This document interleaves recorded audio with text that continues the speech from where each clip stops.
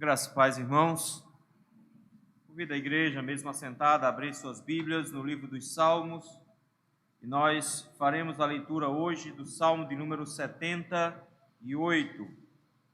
Salmo de número 78. É um salmo longo, nós vamos ler todo esse salmo, mas nós vamos meditar hoje do versículo 1 ao versículo de número 8.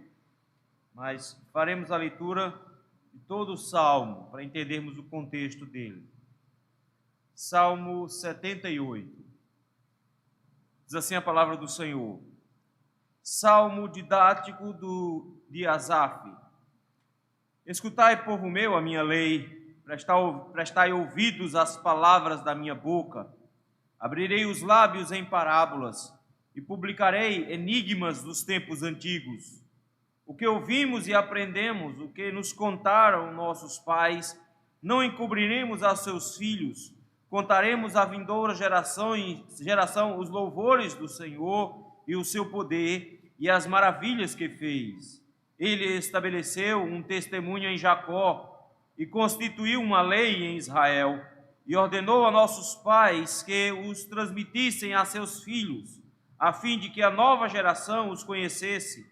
Filhos que ainda hão de nascer, se levantassem por sua vez, os referissem aos seus descendentes, para que pusessem em Deus a sua confiança e não se esquecessem dos feitos de Deus, mas lhes obedecessem os mandamentos, e que não fossem como seus pais, geração obstinada e rebelde, geração de coração inconstante e cujo espírito não foi fiel a Deus.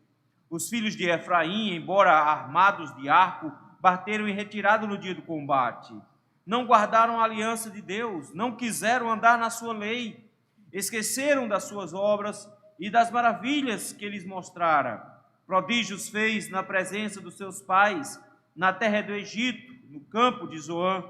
Dividiu o mar e fê-lo seguir, aprumou as águas como num dique, guiou-os de dia como uma nuvem, durante a noite como um clarão de fogo. No deserto fendeu rochas e lhes deu a beber abundantemente como de abismos.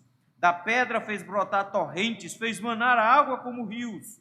Mas ainda assim prosseguiram em pecar contra ele e se rebelaram no deserto contra o Altíssimo.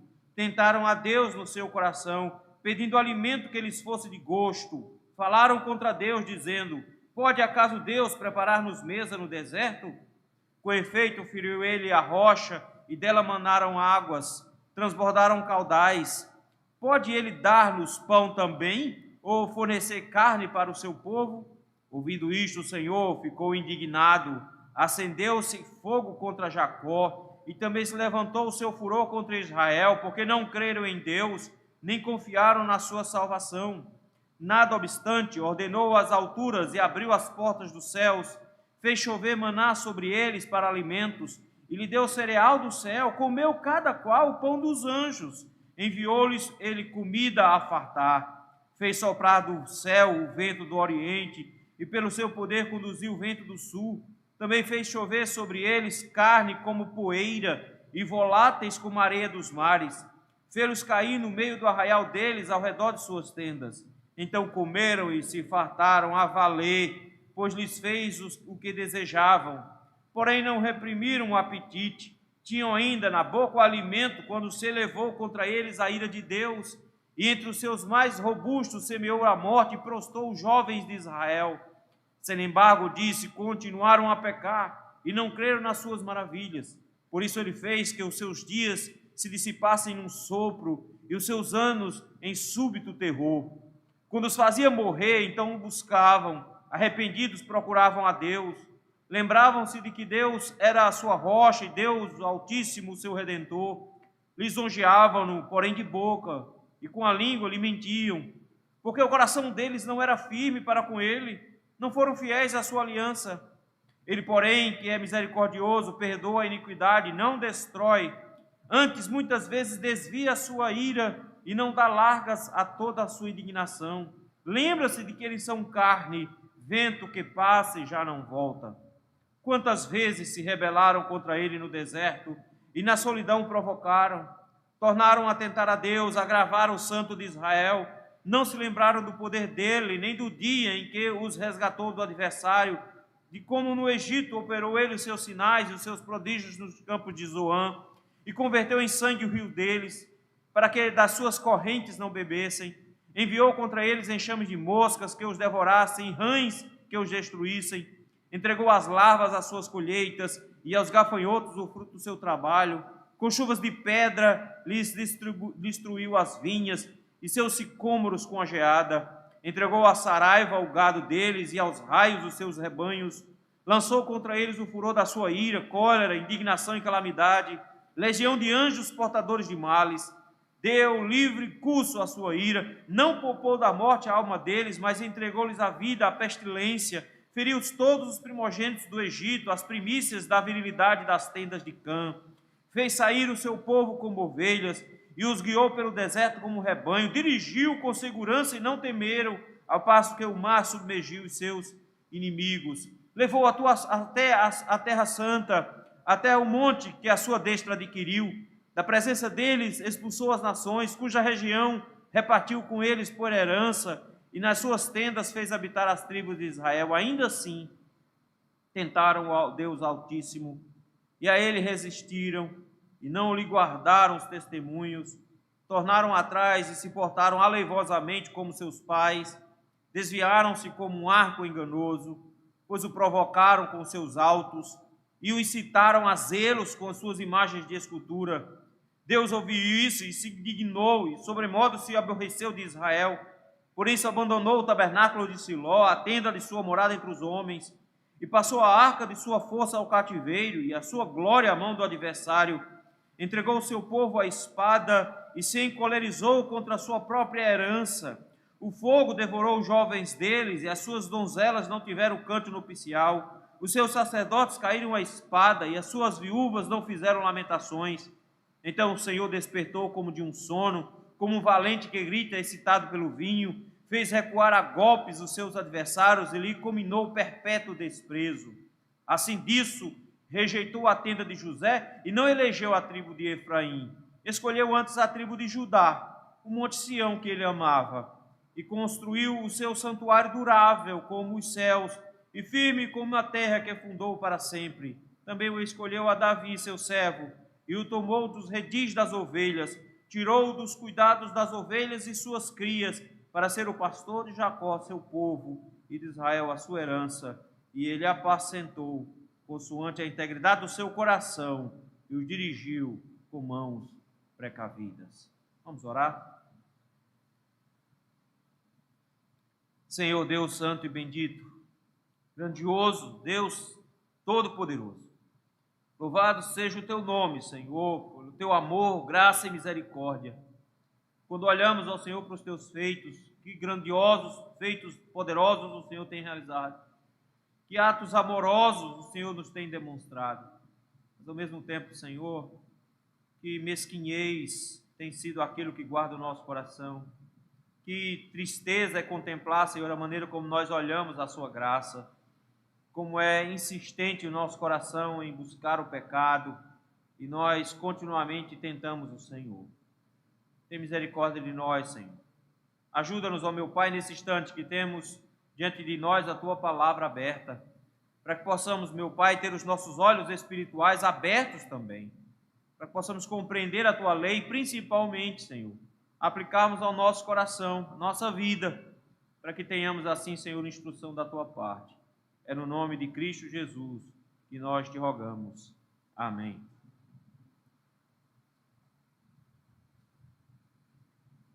Aprender a dirigir é uma coisa complicada.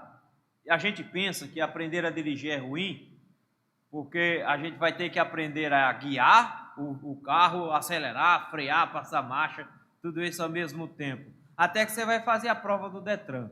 Aí você descobre que tem coisa pior. Porque eles te entregam uma folhinha com todas as placas que você precisa decorar. E, meu querido, é placa que não acaba mais.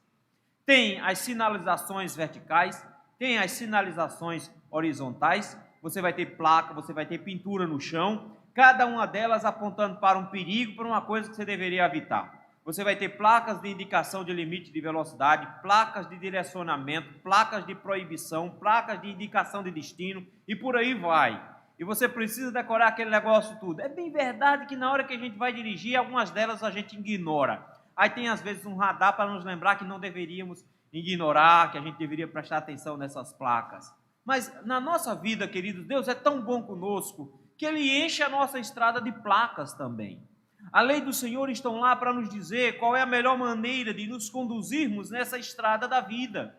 Ela está lá para dizer para nós como é que nós devemos curvar, se o que temos à frente é uma coisa um pouco mais perigosa, se nós não deveríamos retornar para a direita ou para a esquerda, os lugares onde nós não deveríamos parar. Na Escritura, meus irmãos, nós temos advertências o tempo inteiro da maneira como nós devemos nos conduzir. Mas a gente é teimoso. Às vezes a gente acha que dá para entrar naquela curva um pouquinho mais rápido, mesmo que a placa esteja dizendo que ela é uma curva perigosa, que você deveria fazer menos de 60. A gente entra um pouco mais rápido, derrapa e dá tudo errado. De repente, aquele lugar que está dizendo não pare, nem estacione nesse lugar, a gente acha que pode somente... O recifense é assim, ele acha que se ele ligar a seta de alerta, ele pode fazer qualquer coisa. Então, todas as regras de trânsito somem quando o recifense aperta a placa o sinal de alerta. Se ele tiver com os 4 piscas ligados, ele pode entrar na contramão, ele pode dar ré no lugar que não pode, ele pode parar onde não pode, ele pode fazer tudo isso. Mas te digo uma coisa, meu querido, não funciona desse negócio não. Não adianta você ligar o sinal de alerta que você não pode quebrar as regras. Aí, de repente, você para no lugar onde não deveria nem parar, nem estacionar, alguém vem e bate na sua traseira e é aquele estrago. Vejam, da mesma forma, nós somos insistentemente levados a querer desobedecer às regras de Deus. Ele nos dá normas na forma como nós deveríamos nos portar na vida, mas a gente acha que teria como fazer uma coisa um pouco diferente. Esse salmo vai nos alertar para isso.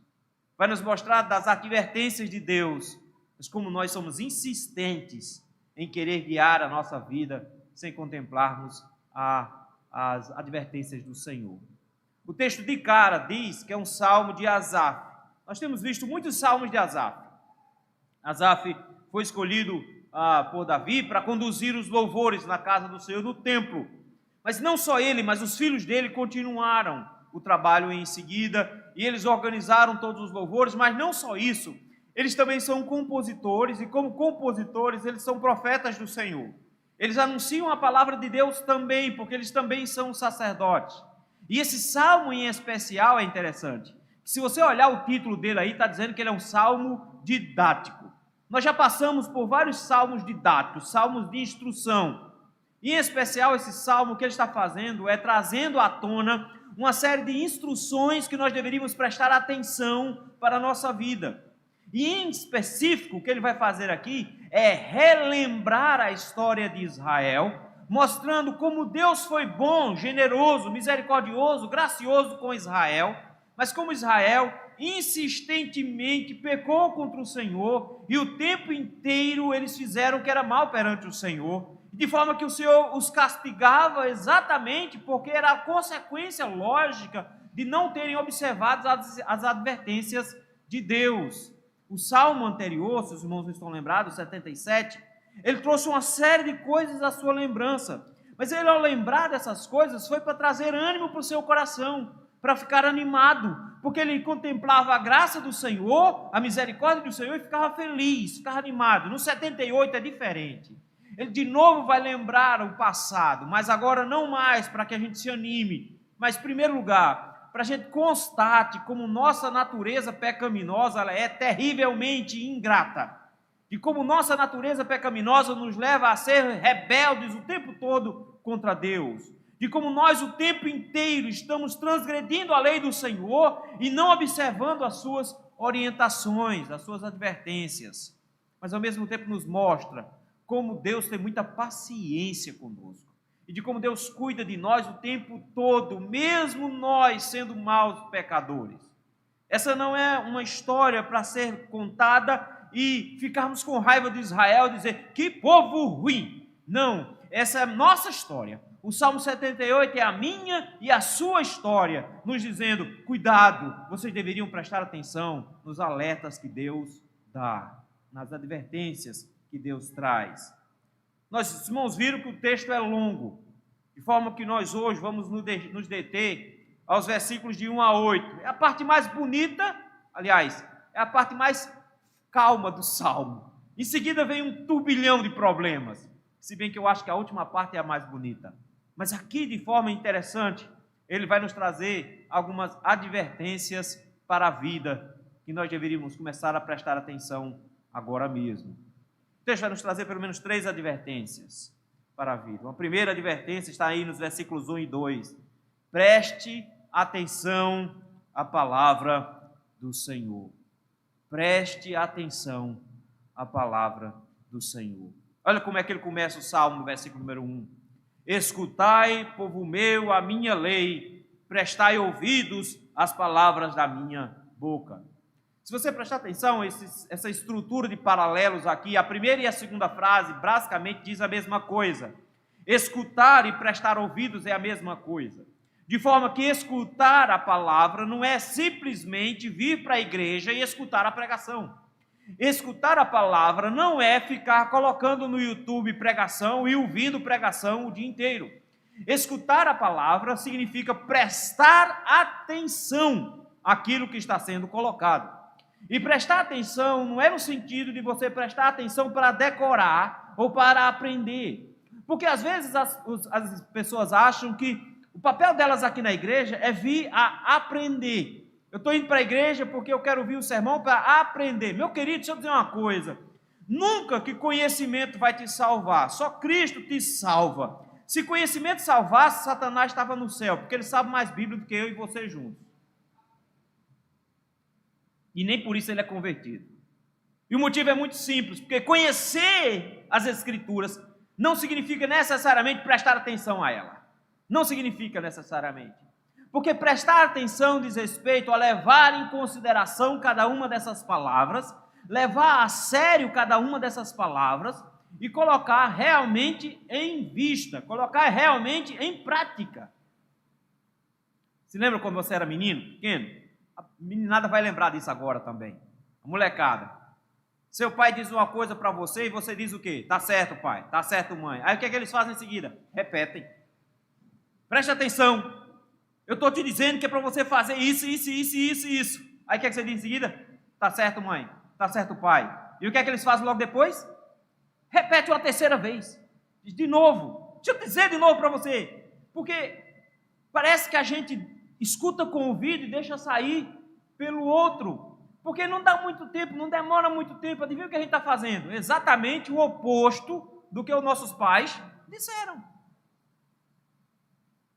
É por isso, meus irmãos, que a Escritura fica o tempo todo repetindo, Deus fica o tempo todo repetindo as coisas para nós, a gente fica até chateado. Ah, Senhor, eu já conheço a história de Israel todinha, de novo o Senhor está repetindo para mim? Ele está dizendo em outras palavras, presta atenção, moleque, presta atenção. Você não está prestando atenção no que eu estou dizendo, porque eu estou falando as coisas, você está entendendo, mas eu não quero que você somente entenda, eu quero que você coloque isso em prática, porque isso é muito importante para a sua vida. Preste atenção, tenha cuidado com o que eu vou dizer, porque o que eu estou colocando para você é um alerta importante. Escute, povo meu, prestai ouvidos, prestai atenção. O apóstolo Tiago nos diz que aquele que é um ouvinte negligente é uma pessoa que consegue transformar a palavra de Deus em algo que é descartável. Porque ele contempla o seu rosto no espelho, mas ao virar as costas já esqueceu.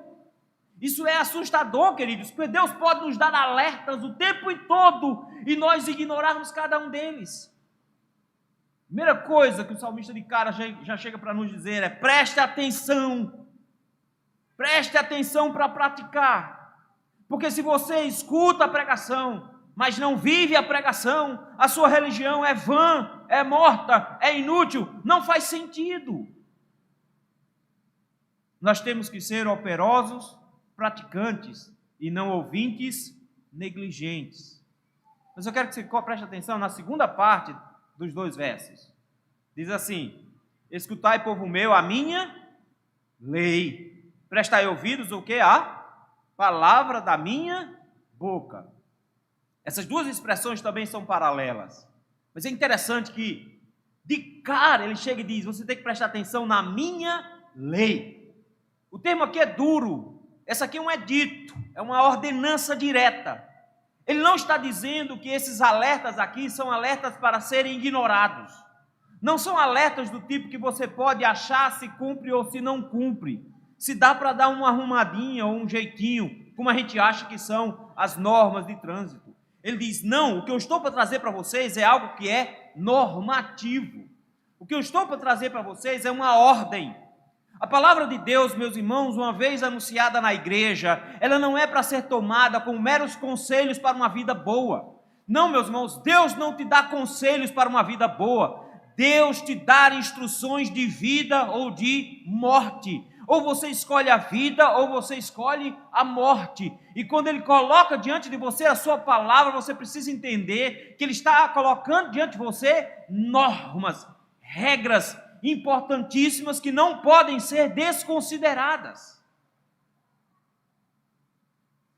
Não existe como você olhar para a lei do Senhor e achar que ela simplesmente está recomendando, porque quando o Senhor ordena, Ele quer que você a cumpra. É por isso que a segunda expressão que Ele usa é: entenda que eu vou dizer a lei do Senhor. E aí entra uma coisa interessante, queridos, que o Senhor nos deixou um discurso para dizermos às pessoas o que o Senhor requer dos homens. É uma palavra, é um sermão. Ele está dizendo: o que eu vou trazer para vocês agora é um sermão, é uma pregação, e vocês precisam ouvir como a voz de Deus, vocês precisam dar atenção como a voz de Deus que isso é. Vocês não podem achar que é um mero discurso religioso, mas não, ouvir a pregação é ouvir a própria voz de Deus dentro da igreja. João Calvino diz uma coisa muito interessante nesse sentido. Ele diz assim: por que Deus não troveja todo domingo à noite? Já parou para pensar como seria interessante? A gente vinha para aqui para frente, a gente orava, a gente lia a Bíblia, Saulo vinha aqui depois cantava, aí todo mundo sentava aí nos bancos e de repente começava uma voz estrondando aqui dentro, abalando tudo e Deus falando com a gente. Por que não? Por que Deus não resolveu fazer isso? Ok, pode ser que o povo fique com medo e não venha mais para a igreja, afinal de contas, quando Israel disse para Moisés que queria ouvir Deus falando direto, e eles começaram a ouvir os estrondos, relâmpagos e o monte inteiro estremecendo, eles disseram: Moisés, não faz isso não, pede para ele falar para você, depois você passa para a gente, porque é impossível de ouvir, não dá. Mas talvez tivesse um jeito mais suave. Não era melhor do que esse baixinho aqui falando, Deus mandar um anjo de 1,80 m para cá? Aí de novo a gente ia estar aqui, orava, lia a Bíblia, Saulo vinha, cantava. Quando terminava, Saulo se sentava, o voo dava uma entrada rasante ali pela porta da frente, voava, vinha aqui na frente, trazia a voz de Deus, terminava, ele saía voando aqui de novo, dava uma passada, que coisa bonita que ia ser, não é? Mas não, Deus não resolveu isso não. Deus não resolveu fazer assim não. Aí Calvino diz: Deus fez isso para nos humilhar, para que nós ouçamos a voz dele e demonstremos obediência. Ele nos manda um pecador como nós, para usar e ser a boca de Deus. A boca de Deus na igreja, meus irmãos, é quando a Escritura é aberta e exposta. Por isso que o salmista agora chega e diz: presta atenção, presta atenção. Não, meu filho, deixa eu dizer uma coisa, a sua porta trancada ou não, em casa que está te preocupando, quantidade de panela que ficou em cima, o dia de amanhã de pegar o metrô não é mais importante do que ouvir o que Deus tem para dizer nesse instante. Nada que o seu coração possa estar agora insistentemente querendo correr, para nenhum problema do mundo que o seu coração esteja querendo te levar nesse instante, é mais importante. Ele diz: preste atenção, dê ouvidos, Deus está falando. Mas eu quero que você note que no versículo 2, ele vai nos apresentar uma outra perspectiva também. Ele diz assim: eu vou falar, eu vou abrir os lábios. E como é que ele vai fazer isso? Ele vai dizer assim: abrirei os lábios em parábolas. É interessante porque a gente fica esperando aqui que ele conte uma parábola. Afinal de contas, parábolas são histórias que no final das tem uma moral que a gente espera que ela se estabeleça. E o que ele faz aqui é uma coisa muito parecida com isso, porque o tempo inteiro ele vai trazer aqui histórias de Israel, e ao final de cada história de Israel, ele vai trazer uma aplicação para a igreja. Isso é uma parábola. Mas quando nós pensamos em parábolas, elas não estão lá necessariamente para esclarecer, elas estão lá para nos confrontar. É por isso que no capítulo 6 de Isaías, quando o Senhor vai falar com Isaías e vai tornar Isaías o seu pregador, o texto nos diz, meus irmãos, que a palavra do Senhor para Isaías foi que ele deveria falar por meio de parábolas, para que o povo ouvisse e não entendesse, para que eles olhassem, mas não vissem, e assim eles não se convertessem. E quando perguntaram a Jesus sobre por que ele pregava usando parábolas, ele cita justamente o texto de Isaías capítulo 6, dizendo, é justamente para isso, para que somente aqueles a quem o Espírito Santo tocar, que vão compreender o que é que eu quero dizer. Nota, queridos, que essa pregação que o salmista está trazendo aqui é algo para o povo de Deus, é para o povo do Senhor, é por isso que ele diz que vai trazer parábolas e vai publicar enigmas dos tempos antigos. Aí, pastor, ficou ainda mais complicado, porque quando ele diz que ele vai trazer enigmas, a gente fica esperando assim, então ele vai trazer coisas que a gente não consegue entender, porque enigmas era uma coisa parecida com adivinhação. Então ele vai dizer as coisas que a gente não vai conseguir entender. Não é isso que ele está dizendo. É porque naquela época, as pessoas sábias, elas eram pessoas que sabiam dar enigmas, trazer enigmas. As pessoas se divertiam com isso, mas os enigmas eles serviam para que a pessoa raciocinasse dentro da sabedoria do sábio. O que ele está trazendo aqui, queridos, é que ele vai pregar para esse povo, trazendo histórias antigas, que antes eram escondidas, mas que agora, uma vez reveladas pelo Senhor, nos trazem instrução direta da parte de Deus. Ele chega para a igreja e diz, eu vou pregar as histórias antigas, eu não vou trazer para você as minhas experiências novas, eu não vou trazer para você a notícia de agora. Ele diz, não, eu quero que vocês observem comigo as Escrituras. O que Asaf vai fazer é percorrer a Torá. O que ele vai fazer é percorrer a história de Israel, o Êxodo, entrando toda aquela período de Moisés, indo até Davi. Ele pega esse recorte da história de Israel, que inclui desde o Êxodo até o livro de 1 Samuel e 2 Samuel, e diz, é essa parte que eu quero que vocês observem. Ele faz uma exposição desse período para que as pessoas entendam que o que ele está fazendo é pregando a palavra de Deus. E o que o povo deveria fazer ao ouvir a palavra de Deus? Deveria prestar atenção para obedecê-la. Meus irmãos, mas como é triste constatar a forma como a igreja escuta a pregação hoje. Eu sei, tem muitos lugares onde a pregação não é fiel, onde Deus não fala, porque não tem um pregador que seja fiel às Escrituras e fale.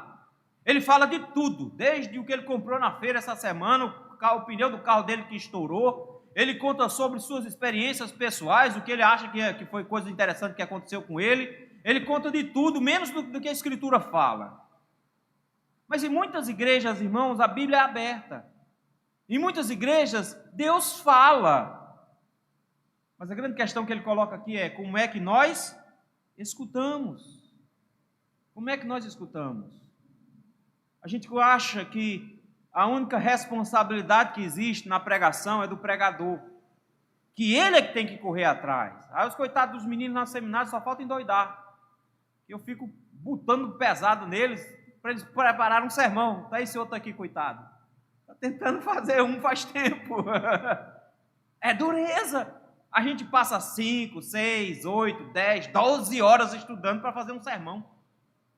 Falta um enlouquecer, tentando descobrir o que é que o texto significa, e vai para o texto original, e dá uma conferida no texto original, e descobre que não sabe grego e hebraico direito, aí procura um monte de comentarista, e lê um monte de livro, e pesquisa, e vai, e os crentes dormem, quando a gente está pregando. Triste, né?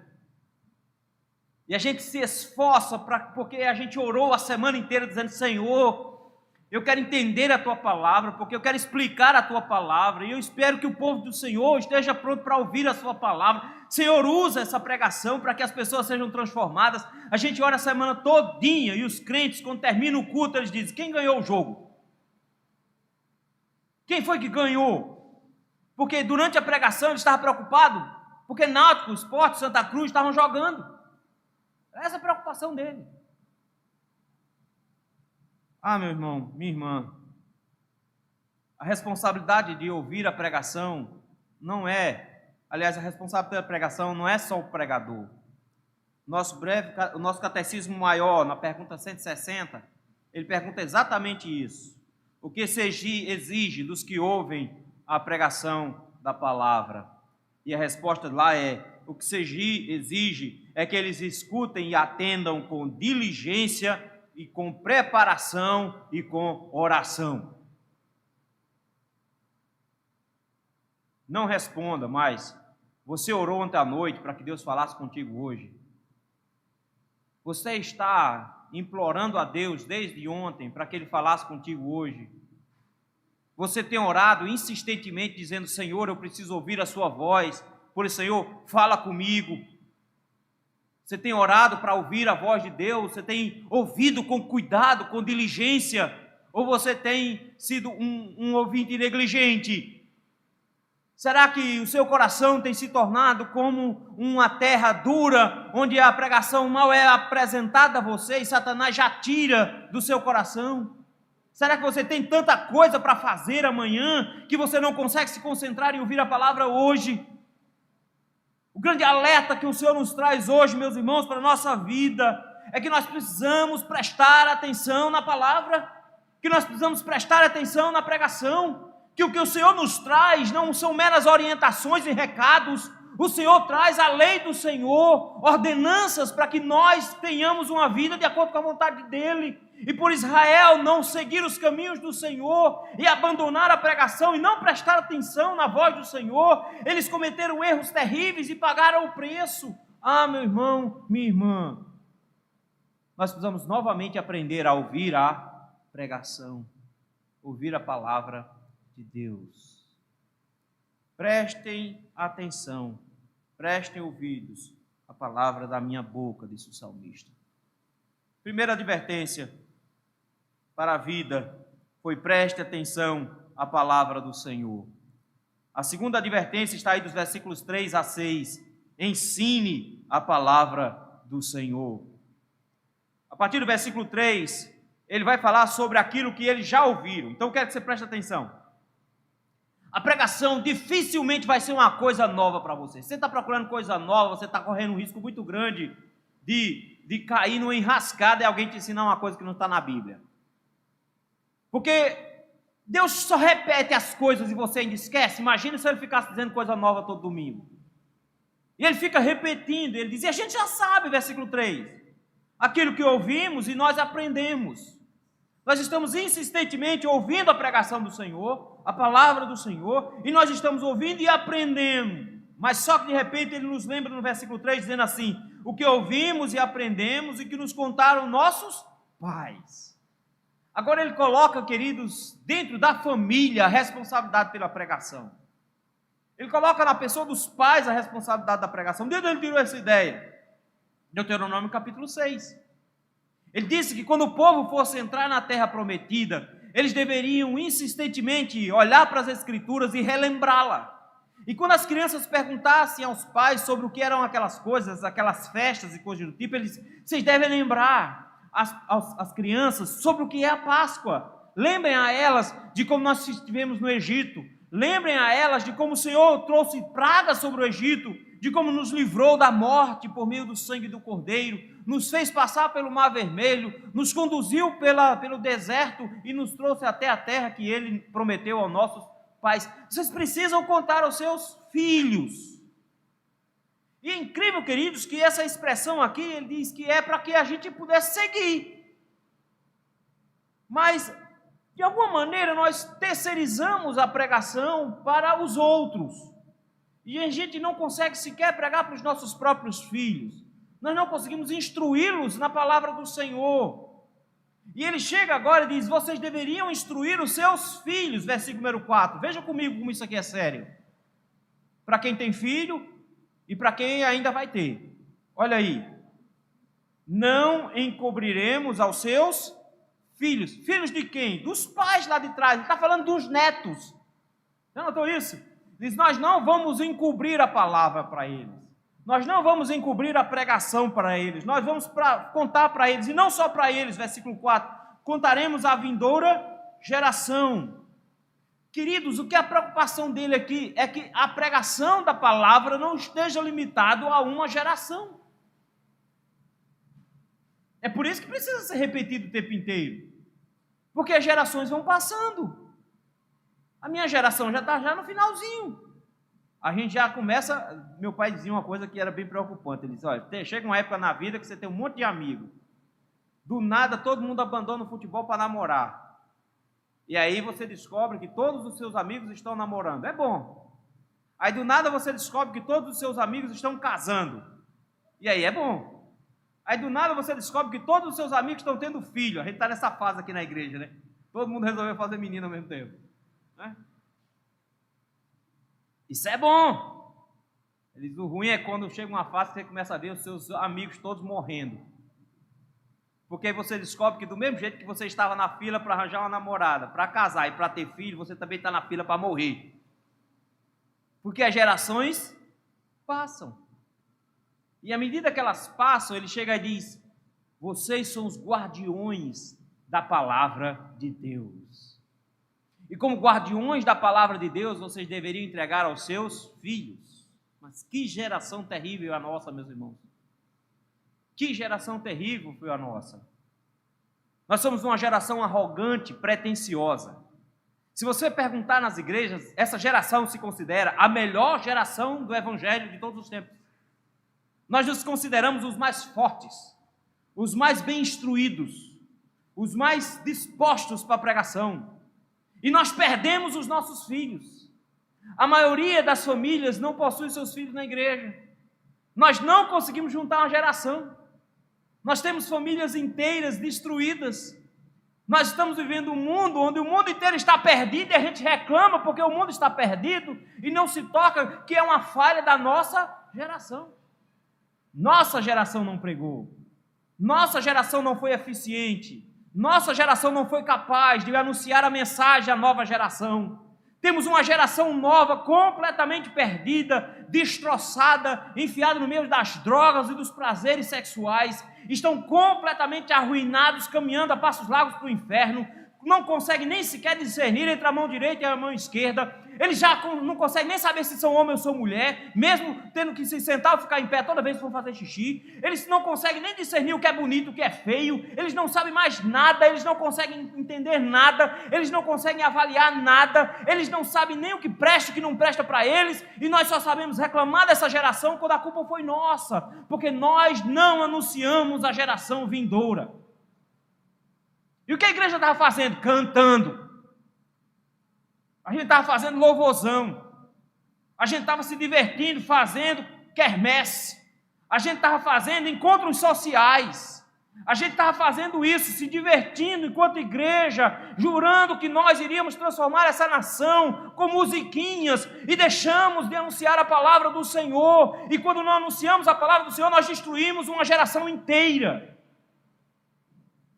Uma geração inteira de jovens que mal chegam na faculdade, abandonam a fé, se tornam ateus, abraçam todo tipo de ideologia louca. Asaf diz: nós não deveríamos encobrir os nossos filhos a palavra do Senhor. Nós deveríamos contar a geração vindoura. O que é que nós deveríamos contar à geração vindoura? Os louvores do Senhor. Ensinar eles a cantar, pastor? Não, meu filho. Ensinar que o seu Deus é digno de adoração. Ensinar que Ele merece ser louvado.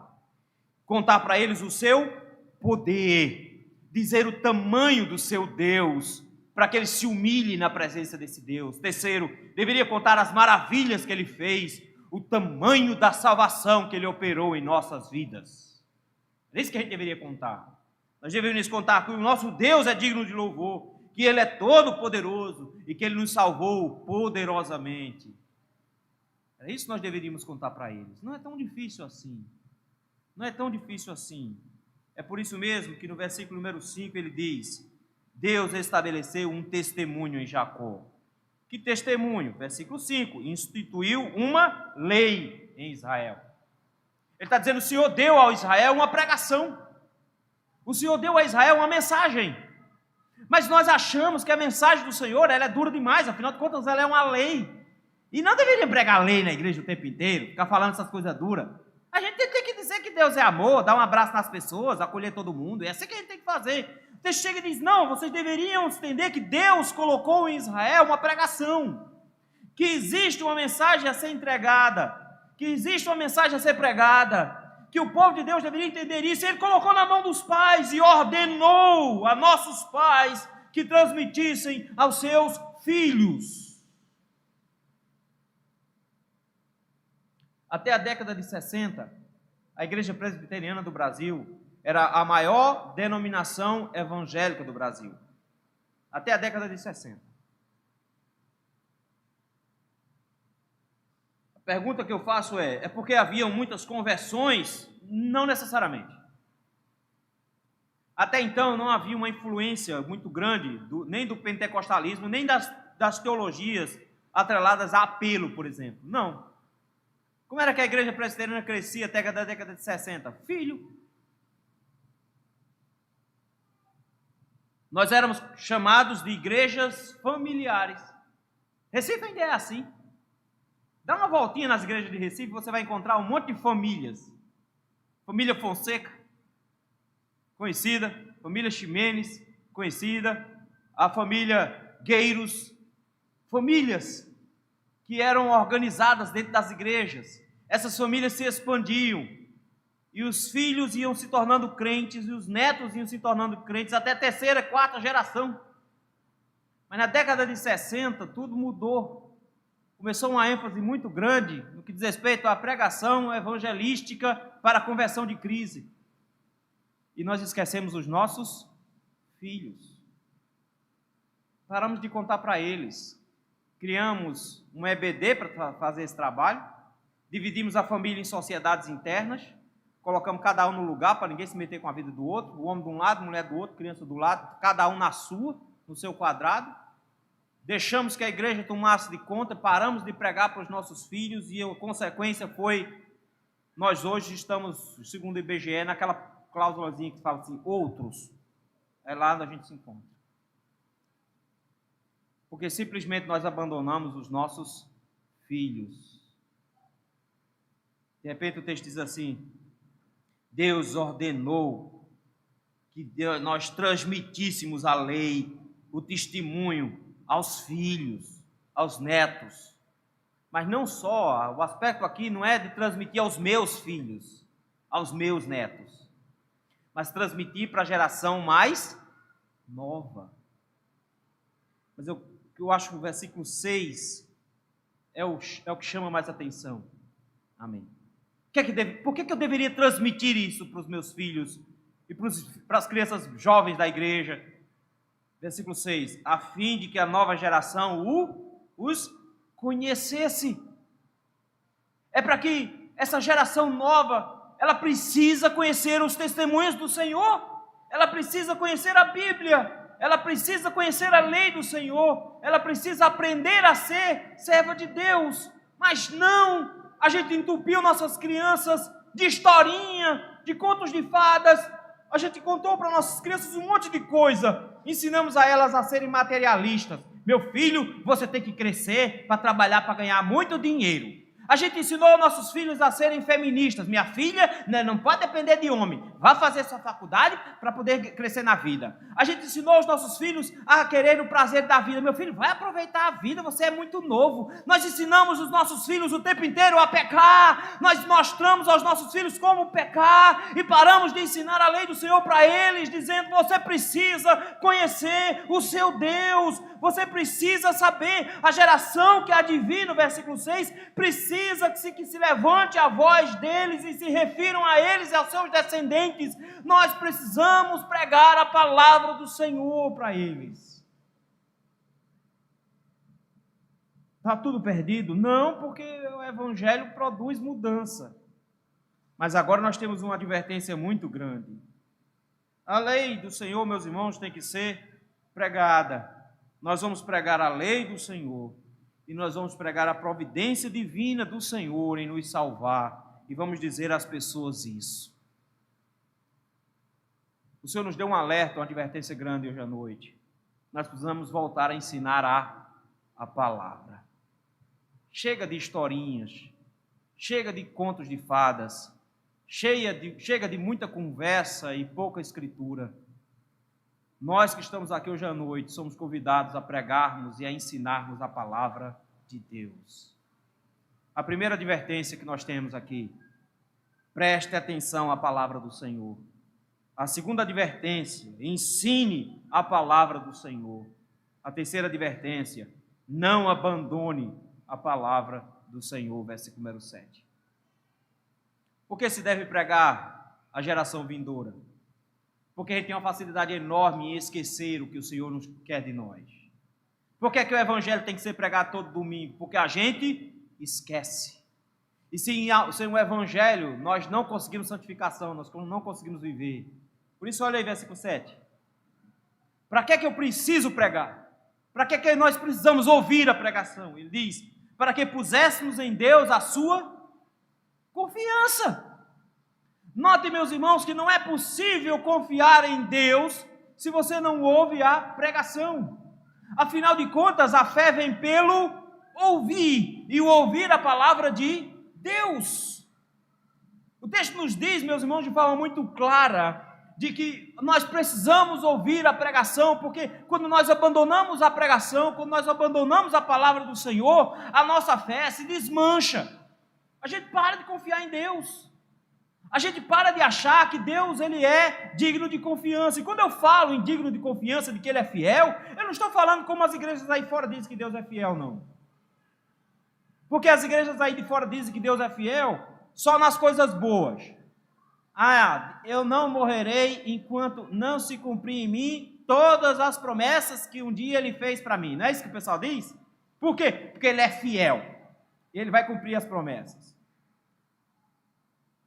Deixa eu dizer uma coisa, Ele é fiel, e como um pai confiável, você deveria saber que Ele tanto cumpre o que promete para o bem, como Ele cumpre o que promete para o mal. Pensa no teu pai aí, a gente faz um bocado de besteira com os filhos, vai sair de casa, João não sabe o que é isso ainda não, porque a dele não está nem ligando. Mas quando chegar mais tarde, quando for sair de casa, o menino fica chorando. Aí o que é que a gente faz? Chore não, meu filho, papai volta já já, e volta de noite. O que é que a gente acabou de dizer para o nosso filho? Meu filho, aprenda aí, teu pai é um mentiroso.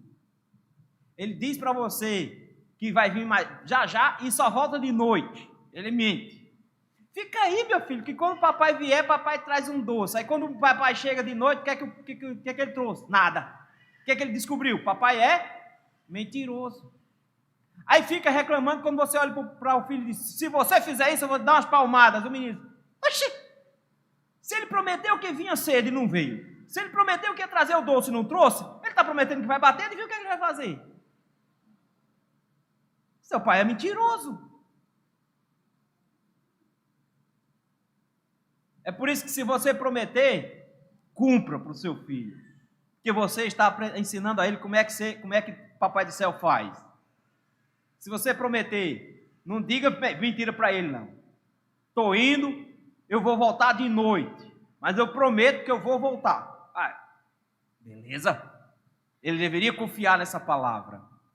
Mas ao mesmo tempo, o meu Deus é o Deus que me promete coisas incríveis e maravilhosas. Mas Ele também disse que a alma que pecar, essa morrerá. Ele também prometeu que Ele disciplina o filho a quem Ele ama. E que se você andar em caminhos tortuosos, Ele vai te dar uma surra. E Deus é fiel para te dar uma baita de uma surra. E você deveria entender que Ele é confiável nesse sentido. Ele chega agora e diz, o povo do Senhor se esqueceu que o nosso Deus é um Deus confiável em suas promessas e em suas ameaças. E eles esqueceram porque eles não escutam mais a pregação. mas a pregação deveria gerar na igreja a certeza de que o nosso Deus tem promessas magníficas e eu não deveria me negar a elas, que eu não deveria estar ansioso porque o meu Deus cuida de mim, que eu não deveria me sentir solitário porque meu Deus disse que estaria sempre comigo, que eu não deveria estar preocupado com o futuro porque meu Deus me disse que vem me buscar. Eu deveria estar seguro nessas promessas, mas ao mesmo tempo eu deveria estar seguro também de que se eu continuar na minha vida torta de pecados, o Senhor vai me castigar. Se eu me mantiver longe dos caminhos do Senhor, Ele vai me destruir e vai me mandar para o inferno sem nenhuma misericórdia. Eu deveria crer nas ameaças, porque o nosso Deus é confiável. É por isso que Ele diz, pregue, anuncie aos seus descendentes, para que eles consigam compreender que o nosso Deus é digno de confiança. Eles precisam saber que eles podem confiar em Deus. Mas aí vem versículo 7. A parte negativa da coisa, que é assim, eles precisam confiar em Deus. Em segundo lugar, e não se esqueçam dos seus feitos, dos feitos de Deus, mas observe os seus mandamentos. Ele chega agora e diz, vocês não podem repetir os erros dos seus pais. Isso aqui é para humilhar a gente que é pai. Para humilhar a geração mais velha. Qual é a humilhação, Elice? Você ensinou seu filho a te imitar. Já notou isso? Que os nossos filhos são especialistas em imitar a gente. Eles imitam a gente na maneira de andar, na maneira de vestir. Seus filhos aprendem de tudo com você. Ou você acha que ele aprendeu a torcer por esse time ruim por quê? Porque ele encontrou alguém que torcia por esse time ruim que tu torce. Aí ele, coitado, é sofredor que nem você, do mesmo jeito, esperando que o time saia da classe da Série B para a Série A e os times caem para a Série C. Não é? Que desespero. Foi você que ensinou a ele a torcer pelo time ruim. Ele podia estar torcendo por um time bom lá da Europa. Ele gosta das coisas que ele vê ao redor. E nós ensinamos nossos filhos sobre tudo. Ciência, educação, filosofia, línguas. A gente quer que nossos filhos sejam muito inteligentes e o texto chega aqui e diz, e os feitos de Deus? E confiar em Deus. Temos ensinado os nossos filhos a confiar no Senhor? Eles estão aprendendo a confiar em Deus? Porque vocês precisam ensinar hoje que os seus filhos, e olha que humilhação, não podem ser iguais a você, porque você não presta. Que triste, não é? Deus chega para nós e diz, ensina o seu filho a olhar para mim, porque se ele olhar para você, está perdido. Porque é impressionante como os nossos filhos aprendem exatamente o que a gente não quer. Você passa o dia todinho ensinando para ele um versículo, todinho, e ele vai para frente, vai para trás, você pede para ele repetir, ele erra. Aí você dá um tropeção, fala um palavrão e ele aprende na mesma hora. E guarda esse negócio. Não esquece nunca mais aquele negócio. Que coisa terrível. E sabe o que é que nos torna mais irados enquanto pais? É que quando você olha para o seu filho fazendo a presepada, você se lembra que fazia a mesma coisa. Que você era igualzinho. E aí você diz, meu Deus do céu, meu pai tinha muita paciência, porque eu quero matar essa desgraça. Seu pai também queria, mas ele não matou você ainda. E ele chega e diz, ensine essa nova geração, não a seguir o seu exemplo, porque o seu exemplo é terrível. O seu exemplo é terrível, mas ensine essa nova geração o tamanho da graça de Deus à sua geração. O tamanho da graça do Senhor com a sua vida. Ensine o seu filho a confiar num Deus que salva, num Deus que perdoa. Como é triste ver quando os pais não confessam seus pecados na frente dos filhos. Como é triste ver quando os pais não reconhecem que estão errados na frente dos seus filhos, porque eles acham que precisam passar a imagem de que são perfeitos, e não são. Os nossos filhos precisam saber que nós somos pecadores e que nós nos humilhamos debaixo dos pés de Cristo. Eles precisam aprender sobre graça. Eles precisam aprender sobre a necessidade do perdão. É por isso que o salmista diz aqui, eles precisam viver e não se esquecer dos feitos de Deus, como seus pais fizeram.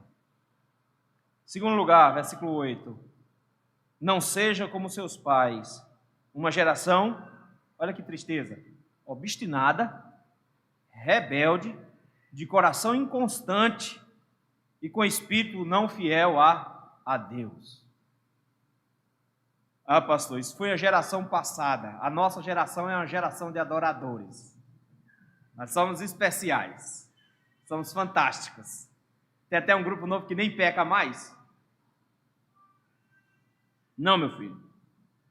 Essa é a minha geração. É a sua geração.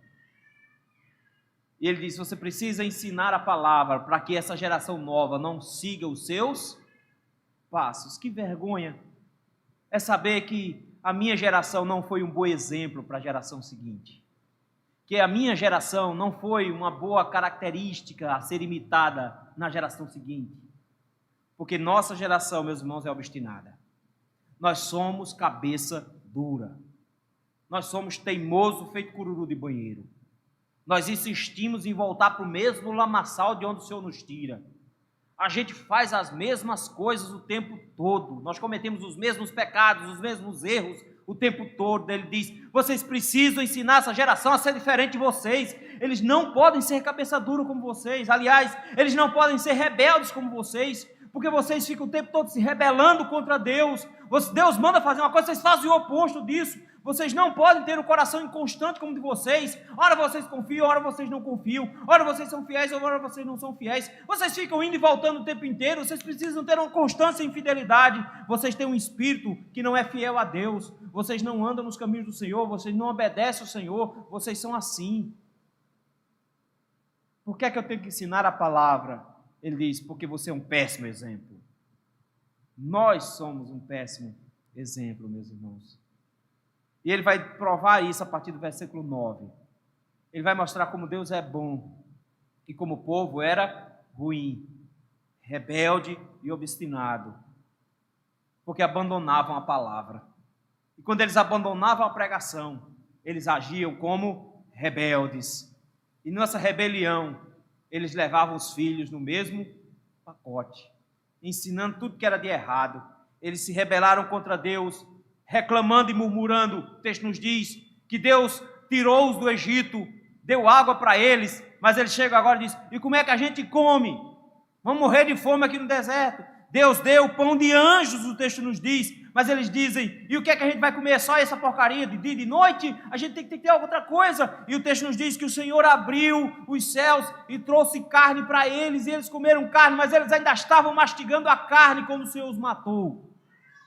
Simplesmente, eles não foram gratos, eles murmuraram. Mas não só isso, quando eles entraram na terra prometida, o texto vai nos dizer que eles abraçaram os ídolos, provocaram zelo no Senhor, abandonaram o Senhor e trocaram por ídolos, e o Senhor os castigou, os tirando da terra, dando aos seus inimigos a vitória. Ah, meus irmãos, que geração rebelde é a nossa. Nós fazemos a mesma coisa, nós murmuramos diante da graça de Deus, e nós procuramos ídolos, quando o nosso Deus é suficiente. Precisamos, queridos, não abandonar a palavra de Deus. Isso nos traz, queridos, então, algumas advertências para o dia a dia de hoje. Eu gostaria de trazer para vocês pelo menos 3 advertências. A primeira advertência é, preste atenção na palavra. E isso aqui, em primeiro lugar, vai para os pequenininhos. Então, a turminha pequena, preste atenção no que eu vou dizer agora. Seus pais são aqueles que são responsáveis diante de Deus por trazer a palavra para vocês. Eles orientam vocês nas coisas certas. Eles orientam vocês dentro da palavra do Senhor. Eles ensinam a vocês o caminho do Senhor. Então, quando vocês desobedecem aos seus pais, vocês estão desobedecendo ao próprio Deus. E isso é extremamente perigoso para a vida de vocês, porque vocês estarão conduzindo a sua vida longe dos caminhos do Senhor. E isso vai trazer sofrimento aqui, agora, e vai trazer sofrimento para vocês também no futuro. Então, geração mais nova, aprendam que na obediência aos seus pais, na pregação da palavra deles, vocês obedecem ao próprio Deus. Por isso, preste atenção quando seus pais estiverem dando instruções a você. Preste atenção nas palavras dos seus pais. Não ignore o que eles estão dizendo. Se eles estão dizendo que determinadas figuras são más companhias, aprenda de uma vez por outra, eles são más companhias. Se eles estão dizendo que vocês não devem repetir determinada coisa, vocês não deveriam repetir determinadas coisas, porque vocês estarão desagradando a eles e ao Senhor também. Não seja como seus pais, que desobedeceram os pais deles. Mas agora fica para nós também adultos aqui a palavra. Preste atenção à palavra do Senhor, meus irmãos. Como é sério isso? Como é triste ver como a igreja sai e esquece a palavra do Senhor pregada ainda na porta. Não medita na palavra do Senhor. Nós deveríamos pegar o sermão e a semana todinha sentar com os nossos filhos e avaliar o sermão, de prestar atenção no que foi dito, de mastigar tudo isso, para que a gente se lembre. Mas como é triste ver como nós não prestamos atenção no que Deus diz. E sabe o que é mais triste? É vermos os crentes insistentemente nos mesmos pecados de antes, anos e anos e anos, e os crentes do mesmo jeito, e eles estão do mesmo jeito, porque eles esquecem a palavra. Não faz diferença para eles. Eles não conseguem abandonar os seus pecados, porque eles esquecem do que Deus diz para eles fazerem. O Senhor nos conclama hoje, do mesmo jeito que nossas crianças devem obedecer os pais, vocês devem obedecer à voz de Deus também. O Senhor nos conclama a prestar atenção, a abrir o olho para fazer aquilo que Deus ordena. Mas, em segundo lugar, Ele nos ensina hoje que nós deveríamos prestar atenção no ensino das Escrituras também. Então, meus irmãos, vamos aprender a pregar a palavra. Pregar a palavra não é tão difícil. Ah, pastor, eu preciso fazer um curso de teologia para pregar a palavra. Precisa não. Você só precisa saber de duas coisas: do tamanho da sua rebeldia e pecado e da forma graciosa como o Senhor te salvou. É tudo que você precisa saber.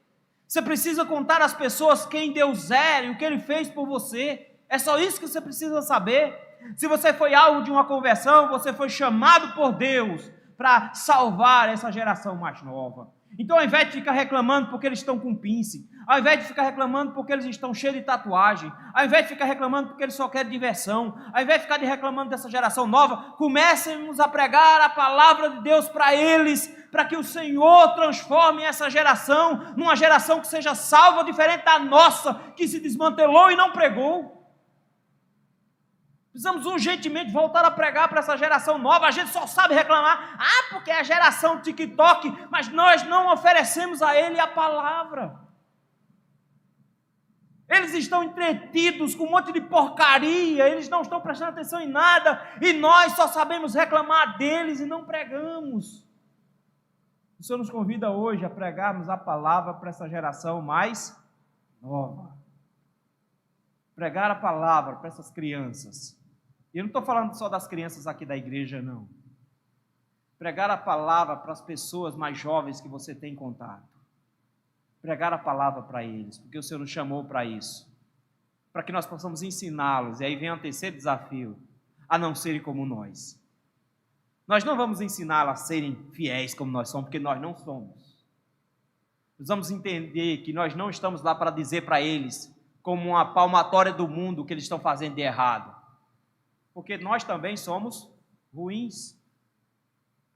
Estava pregando um dia para uma moça homossexual, e eu falando que as Escrituras condenam isso. E ela dizendo, porque vocês crentes querem julgar todo mundo, porque vocês se acham melhor. Eu disse, não, é o contrário, minha filha. Eu me considero um pior pecador do que você. E é por isso que eu estou te dizendo isso. Para que você se arrependa como eu.